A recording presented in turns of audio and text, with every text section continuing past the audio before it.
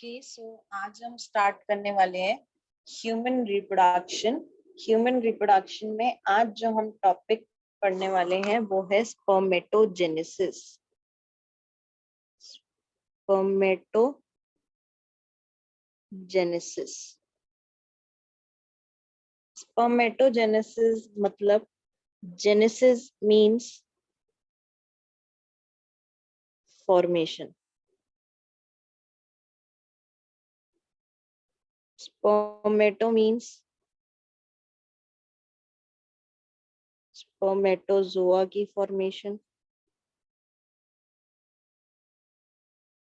ठीक है, तो वो प्रोसेस जिसमें स्पर्मेटोजोआ की फॉर्मेशन होगी उस प्रोसेस को हम क्या बोल देंगे? स्पर्मेटोजेनेसिस बोलते हैं। क्लियर? अब जो स्पर्मेटोजेनेसिस है उसमें कुछ हम ऑर्गेनिजम्स एनिमल्स की बात करेंगे कि उनके पास जो टेस्टीज हैं वो एक्चुअल में कहाँ पे प्रेजेंट होती हैं और कब कैसे कहाँ मूव करती हैं। ठीक है, तो 3 तरह के ऑर्गेनिजम्स हमें यहाँ देखने को मिलते हैं। फर्स्ट है हमारे पास seasonal breeders. Seasonal breeders that means जो पर्टिकुलर सीजन में ही ब्रीड करेंगे। ठीक है, पर्टिकुलर सीजन में ब्रीड करेंगे दैट मीन्स कि वो किसी सीजन में ही रिप्रोडक्शन जो है परफॉर्म करेंगे। अदरवाइज जो पर्टिकुलर सीजन है उसके अलावा जितने भी सीजन होंगे उस सीजन में वो रिप्रोडक्शन परफॉर्म नहीं कर सकते। For example bats. बैट्स जो है वो क्या है? हमारे सीजनल ब्रीडर्स है। अगर इनकी बात करें हम तो इनके केस में जो टेस्टीज है वो टेस्टीज जो है वो डिसेंड हो जाती हैं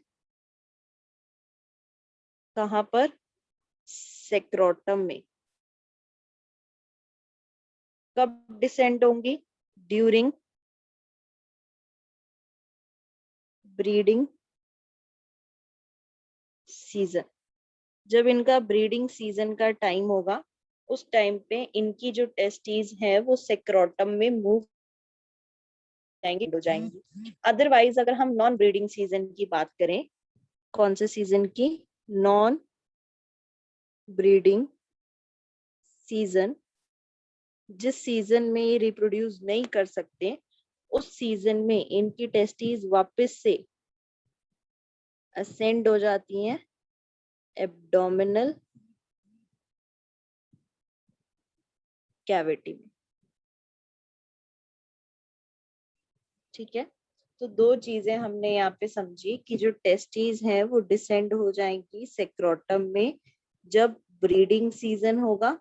ठीक है, और टेस्टीज जो है वो असेंड हो जाएंगी एब्डोमिनल कैविटी में जब नॉन ब्रीडिंग सीजन होगा। इंपॉर्टेंट है ये, नॉन ब्रीडिंग सीजन में एब्डोमिनल कैविटी में असेंड हो जाएंगे, मूव कर जाएंगे अभी। ठीक है, नेक्स्ट क्या है? इसके बाद हमारे पास सेकेंड टाइप जो है ह्यूमंस की है। ठीक है, सेकेंड टाइप के जो ऑर्गेनिजम्स हैं वो ह्यूमंस हैं और हम जानते हैं ह्यूमंस के केस में जो टेस्टीज हैं वो कैसे प्लेस्ड होती हैं? एक्स्ट्रा एब्डोमिनल, यानी कि आउटसाइड द एब्डोमिनल कैविटी जो है ये सिचुएटेड होती हैं एक पाउच लाइक स्ट्रक्चर में, दैट इज स्क्रोटम। ठीक है, इस स्क्रोटम में ये सिचुएटेड होंगे एक पाउच लाइक स्ट्रक्चर में, इसलिए क्या कहते हैं हम कि ये आउटसाइड द एब्डोमिनल कैविटी के बाहर प्रेजेंट है या फिर ये क्या है? एक्स्ट्रा एब्डोमिनली प्लेस्ड है। नेक्स्ट थर्ड टाइप क्या है हमारे पास? जैसे कि एलिफेंट्स हो गए। एलिफेंट्स की हम यहाँ पे बात करें तो एलिफेंट्स की जो टेस्टीज है वो कैसी होती हैं? Intra abdominal. इंट्रा एब्डोमिनल यानी कि एब्डोमिनल कैविटी के अंदर ही ये प्लेस्ड होंगे। तो यहाँ पे 3 चीजें आपको क्लियर की गई। एक वो जिनकी जो टेस्टीज है वो एक्स्ट्रा एब्डोमिनल होंगी।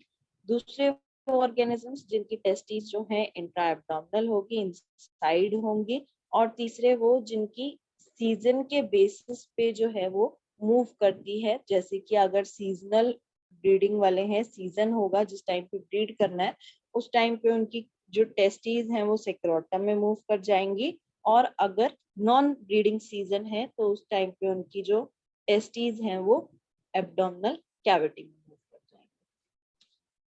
इसके बाद नेक्स्ट हम पढ़ेंगे एक्चुअल में स्पर्मेटोजेनेसिस। नेक्स्ट है हमारे पास स्पर्मेटोजेनेसिस।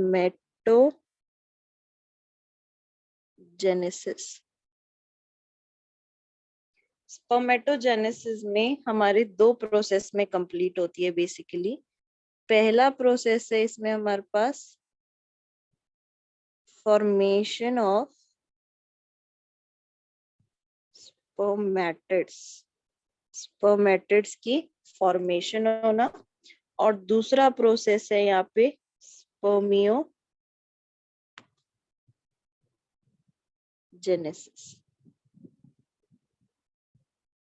अब जो फॉर्मेशन ऑफ स्पर्मेटिड है उसके भी 3 फेजेस है। इसको प्रोसेस को, स्पर्मेटिड के प्रोसेस के फॉर्मेशन को 3 फेज में डिवाइड किया हुआ है। फर्स्ट फेज इज मल्टीप्लिकेशन,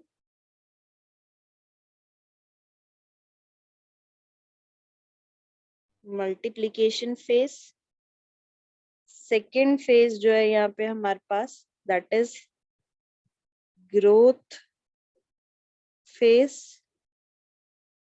और थर्ड फेज जो है हमारे पास दैट इज मैच्योरेशन फेज। तो 3 फेजेस में हमने इसको डिवाइड किया है, multiplication phase, growth phase, maturation phase.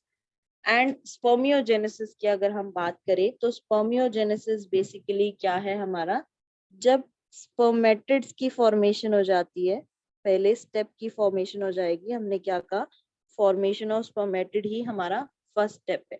तो जब स्पर्मेटिड्स की फॉर्मेशन हो जाएगी उससे क्या बनेगा आपका स्पर्मेटोजोआ,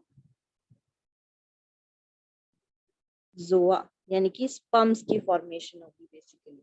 उसको हम क्या कह देंगे, spermiogenesis, the process of formation of spermatozoa, motile spermatozoa from immotile structure spermatids is called spermiogenesis. So अब जो है हम यहाँ पे कंप्लीट प्रोसेस को समझेंगे। ये तो हमने पार्ट्स देखे उसके क्या क्या थे, अब एक्चुअल में स्टेप्स देखते हैं किस तरह से परफॉर्म होते हैं। सो पहला स्टेप था हमारे पास स्पर्मेटिड्स का फॉर्मेशन। सो अगर इसमें बात करें, हमने इस तरह से एक डायग्राम जो है ड्रॉ किया था पहले।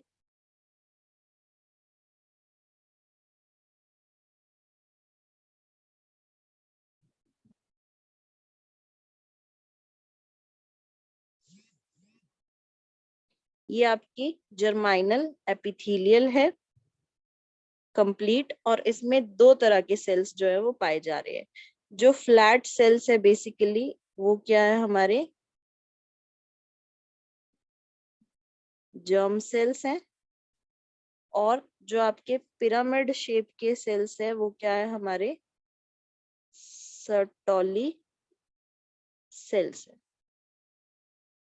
अब इसमें से जो जर्म सेल है उस जर्म सेल की प्लॉइडी क्या है, फिलहाल वो कैसा है, 2n है, डिप्लॉयड है।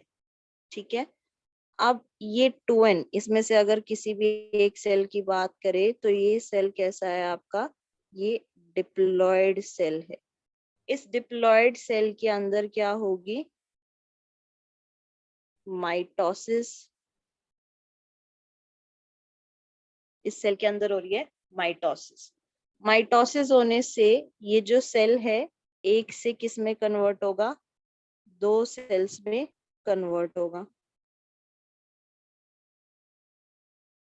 अब इन दोनों सेल की प्लॉइडी भी कैसी होगी हमारी, डिप्लॉयड, क्योंकि यहाँ पे क्या हुई है माइटोसिस, और माइटोसिस में नंबर जो है वो कैसा रहता है, इक्वल रहता है, हाफ नहीं होता है, तो इसलिए नंबर कैसा रहेगा यहाँ पे, डिप्लॉयड ही रहेगा। अब ये जो आपके सेल्स आए हैं, जो 2 सेल्स की फॉर्मेशन हुई है, ये सेल्स फर्दर डिवाइड करेंगे और डिवाइड करके 2 नए सेल्स फॉर्म करेंगे। ये एक सेल ने डिवीजन की, इसने 2 नए सेल फॉर्म कर दिए। इसी तरह से इस सेल ने डिवीजन की और इसने 2 नए सेल्स जो है वो फॉर्म कर दिए। इन सेल्स को हम क्या बोल रहे हैं, स्पर्मेटोगोनिया। इन सेल्स को हम बोल रहे हैं स्पर्मेटोगोनिया, ये दोनों ही सेल्स को। और इनका नंबर भी कैसा रहेगा, डिप्लॉयड, क्योंकि अभी भी आपकी क्या हुई है, माइटोसिस ही कंटिन्यू चल रही है। अब इनमें से जो हमने ब्लू वाले बनाए हैं, सपोज कि ये आपके कैसे सेल्स हैं, टाइप ए सेल्स है। और जो बी, ये हमने ग्रीन से बनाए हैं, वो कैसे है, हमारे type B cells. Type A cells जो हैं वो फर्दर एक्ट करेंगे स्टेम सेल्स की तरह। टाइप ए सेल्स क्या कर रहे हैं, बिहेव एज स्टेम सेल्स। और स्टेम सेल्स वो सेल्स होते हैं जो पिछले सेल्स को, ओरिजिनल सेल की प्लॉइडी या ओरिजिनल सेल जो होगा उसको कंटिन्यू रखने में हेल्प करेगा। दैट मीन्स जो आपका टाइप ए है वो स्टेम सेल की तरह बिहेव कर रहा है, वो डिवीजन करता जाएगा, डिवाइड करते करते करते ये ऐसे ही अपने ओरिजिनल स्ट्रक्चर जो है, ये स्पर्मेटोगोनिया जो है उसकी फॉर्मेशन करता रहेगा। ठीक है। टाइप बी सेल के अंदर, टाइप बी सेल में क्या होगी, यानी कि ये वाला जो सेल था हमारा, इस सेल में साइज में इंक्रीज आएगा, ग्रोथ देखने को मिलेगी हमें। ठीक है, तो साइज में इंक्रीज आ रहा है, इंक्रीज इन साइज। ठीक है। अब ये जो इंक्रीज आया है साइज में, इसके बाद इस सेल के अंदर जो इंक्रीज्ड सेल है, साइज जो है इंक्रीज आ गया, उसके बाद जो आपका सेल बना है उसके अंदर होगी फर्दर डिवीजन। कौन सी डिवीजन होगी अब यहाँ पे, मियोसिस फर्स्ट। जो मियोसिस फर्स्ट होगी उससे 2 सेल्स की प्रोडक्शन होगी। एक सेल से कितने सेल्स बनेंगे, 2 सेल्स बनेंगे। अब इन सेल्स को हम क्या बोल देंगे, प्राइमरी स्पर्मेटोसाइट्स।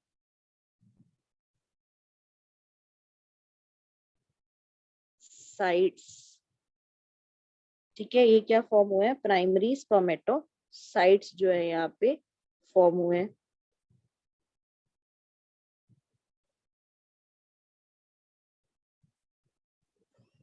अब प्राइमरी स्पर्मेटोसाइट्स के अंदर अगेन डिवीजन होगी और ये 2 नए सेल्स की फॉर्मेशन कर देंगे। इनमें भी डिवीजन हुई, इन्होंने भी 2 सेल्स की फॉर्मेशन कर दी। यहाँ पे जो आपकी डिवीजन हुई है उस डिवीजन को आप क्या बोल रहे हो, मियोसिस सेकेंड बोल रहे हो। ठीक है, इस डिवीजन को हम क्या बोल रहे हैं, मियोसिस सेकेंड बोल रहे हैं।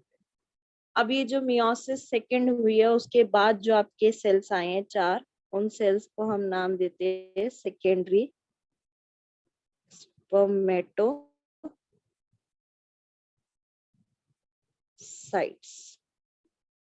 ये कैसे सेल्स बने हैं, सेकेंडरी स्पर्मेटोसाइट्स की यहाँ पे प्रोडक्शन हुई है। तो हमने क्या बात की, एक बार फिर से रिवाइज करते हैं। यहाँ पे जो आपके ये सेल्स थे, ये पूरा आपका क्या था, जर्माइनल एपिथेलियल टिश्यू था। इसमें आपका 2 तरह के सेल्स पाए जाएंगे, ये आपके फ्लैट सेल्स। इन फ्लैट सेल्स को हम क्या बोल रहे हैं, जर्म सेल्स बोल रहे हैं। और जो आपके पिरामिड शेप के सेल्स है, उन सेल्स को हम क्या बोल रहे हैं, सर्टोली सेल्स बोल रहे हैं। अब जो फ्लैट सेल्स है, दैट इज जर्म सेल्स, ये किनका नंबर, डिप्लॉयड रहेगा। इनके अंदर होगी माइटोसिस। ठीक है, इसके अंदर अब क्या हो रही है, माइटोसिस जो है वो देखने को मिल रही है, ठीक है। फिर ये माइटोसिस के बाद ये डिवाइड कर रहे हैं दो सेल्स के अंदर, दो सेल्स जो है ये फॉर्म हो गया और इनका नंबर भी कैसा रहेगा, डिप्लॉयड रहेगा। माइटोसिस अभी भी कंटिन्यू चल रही है, फिर इस सेल से डिवीजन होगी और दो सेल्स की प्रोडक्शन होगी, इस सेल में भी डिवीजन होगी और दो सेल्स की प्रोडक्शन होगी।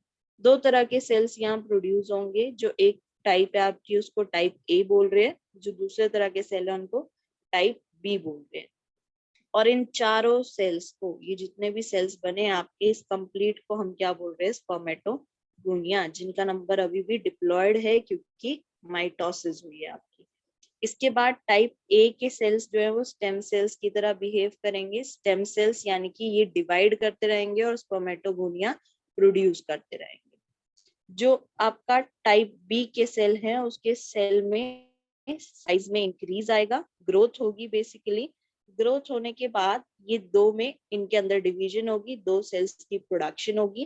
कौन सी डिवीजन हो रही है यहाँ पे हमारे पास, मियोसिस फर्स्ट हो रही है। Meiosis first is also called reductional division. Meiosis first को हम और क्या कहते हैं, रिडक्शनल डिवीजन। अब ये जो दो सेल्स आपके बने हैं, इन सेल्स को हमने नाम दे दिया प्राइमरी स्पर्मेटोसाइट्स। क्लियर। फिर इन सेल्स के अंदर, प्राइमरी स्पर्मेटोसाइट्स के अंदर क्या होगी, डिवीजन होगी और इस तरह से आपके चार सेल्स की प्रोडक्शन होगी, यानी कि मियोसिस टू होगी। Meiosis two is also called equational division.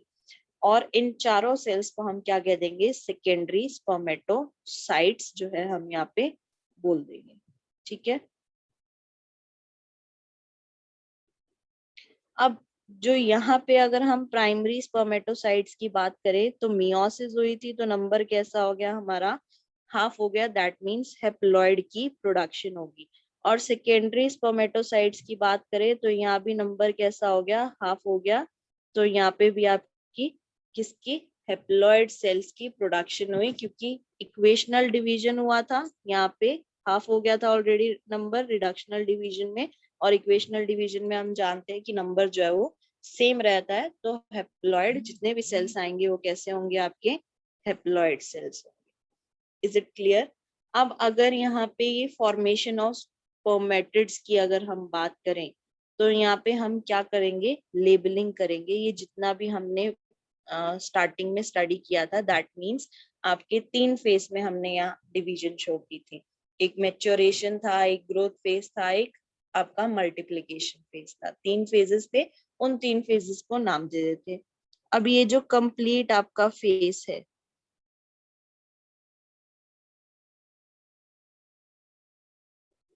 इस कंप्लीट फेज को हम क्या बोल रहे हैं, मल्टीप्लिकेशन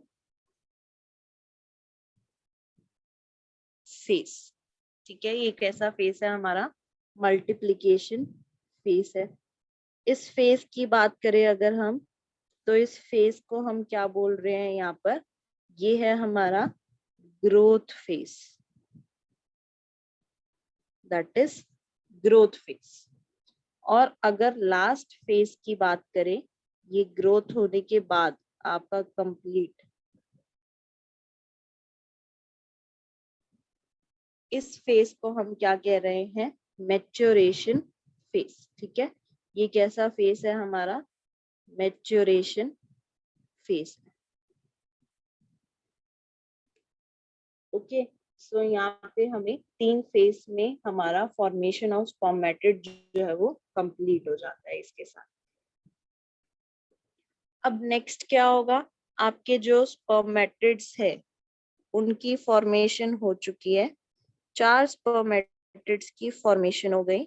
अब ये स्पर्मेटिड्स जो हैं ये अपनी शेप चेंज करेंगे, स्ट्रक्चर चेंज करेंगे और स्पर्मेटोजोआ की, यानी कि स्पर्म्स की बेसिकली फॉर्मेशन कर देंगे।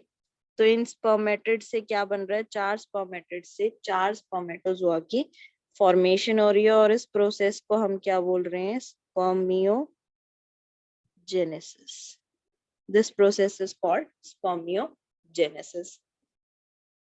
नाउ ये जो प्रोसेस हो रहा है हमारा स्पर्मियोजेनेसिस, अब इसके होने के टाइम पे, क्योंकि हम जानते हैं जो हमारे स्पर्मेटिड्स हैं वो कैसे हैं, नॉन मूवेबल है या नॉन मोटाइल है, यानी कि ये मूव नहीं कर सकते हैं। और जो हमारे स्पर्मेटोजोआ है वो कैसे हैं, मोटाइल स्ट्रक्चर है। तो इसकी फॉर्मेशन के लिए कुछ ना कुछ चेंजेस जरूर आए होंगे, तो उन चेंजेस को ही हम यहाँ पे नेक्स्ट स्टडी करना है कि क्या क्या चेंजेस जो है स्पर्मियोजेनेसिस के टाइम से हमें देखने को मिले। ठीक है, तो नेक्स्ट टॉपिक है हमारा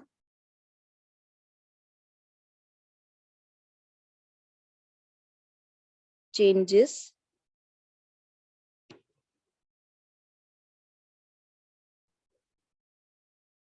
during spermiogenesis.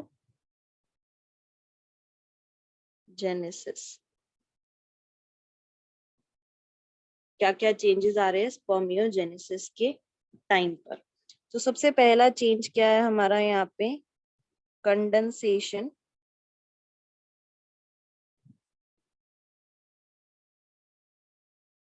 Condensation of nucleus, nucleus का कंडेंसेशन होगा। अब न्यूक्लियस स्पर्मेटिड की बात करें तो स्पर्मेटिड के न्यूक्लियस के पास चार चीजें थी, DNA, RNA and basic protein and last is acidic protein. ये चार चीजें प्रेजेंट थी। अब इन चार में से जब कंडेंसेशन होगा तो एट द एंड हमारे पास क्या बचेगा, डीएनए प्लस बेसिक प्रोटीन। तो स्पर्मेटोजोआ में क्या बचेगा, डीएनए और बेसिक प्रोटीन ही जो है वो देखने को मिलेंगे।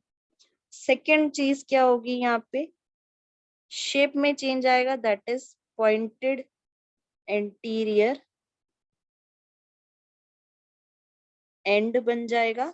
ठीक है, इसके अलावा ओवल शेप आ जाएगी प्लस फ्लैट शेप, ओवल और फ्लैट जो है हमें देखने को मिलेगी।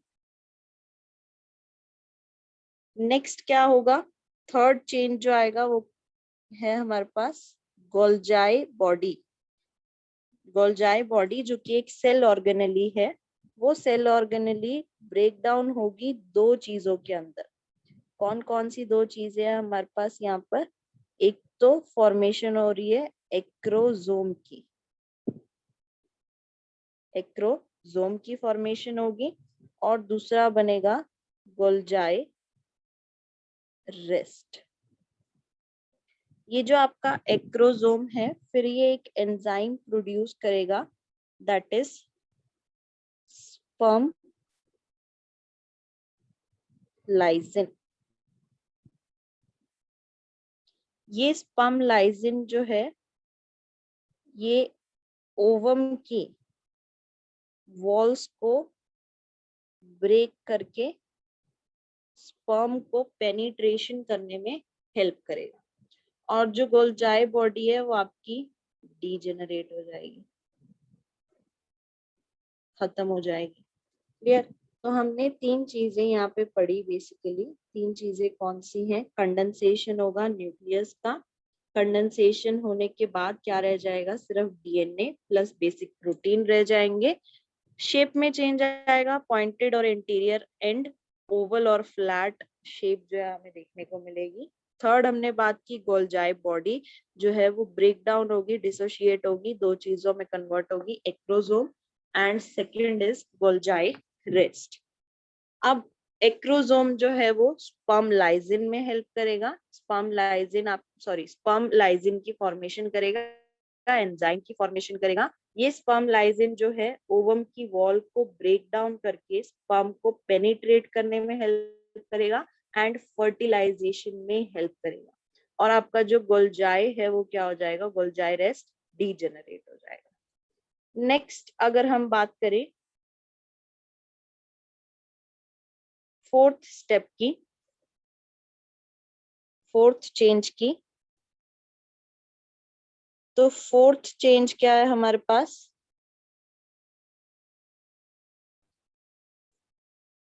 Covering of